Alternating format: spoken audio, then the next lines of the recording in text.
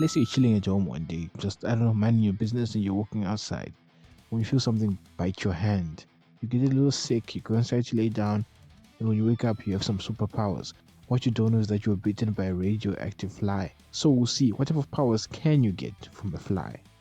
The first thing you'd get is increased awareness and 360 degrees of vision, since flies can see all around them. But the biggest benefit would be reaction time.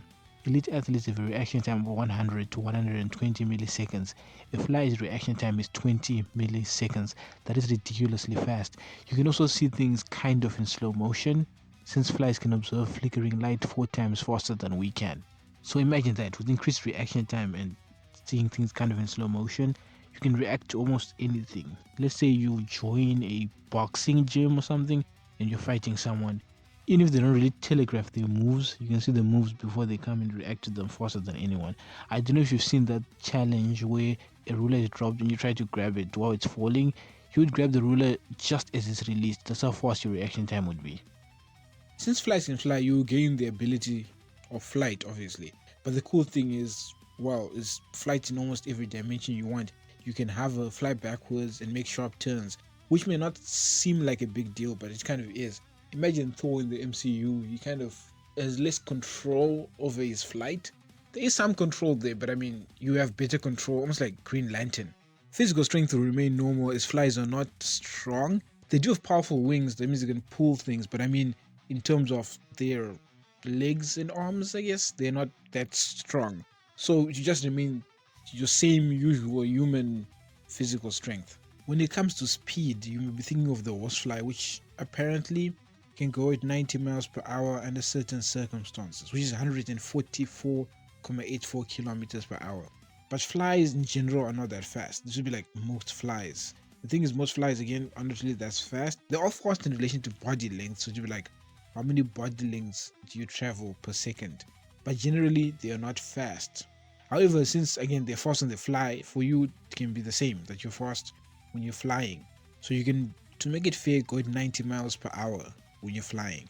You may ask, how fast is that? So Usain Bolt's fastest speed was 27.8 miles per hour or 12.42 meters a second. And yours would be about 40 meters a second flying.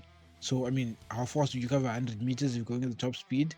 2.5 seconds. So that's like the speed of a fast car, which is pretty cool. When it comes to stamina, you've now hit the jackpot because some flies can fly for almost their entire life, which is ridiculous. And flies fly for kilometers, some fly kilometers without stopping, which again is literally insane. So, according to the California Institute of Technology, experts discovered that fruit flies can fly up to 15 kilometers in a single journey. Like, I guess let's translate that in human translation, that's 10,000 kilometers or 6,200 miles, which is like insane. So, I mean, that's ridiculous levels of endurance. No, stamina. That's ridiculous levels of stamina.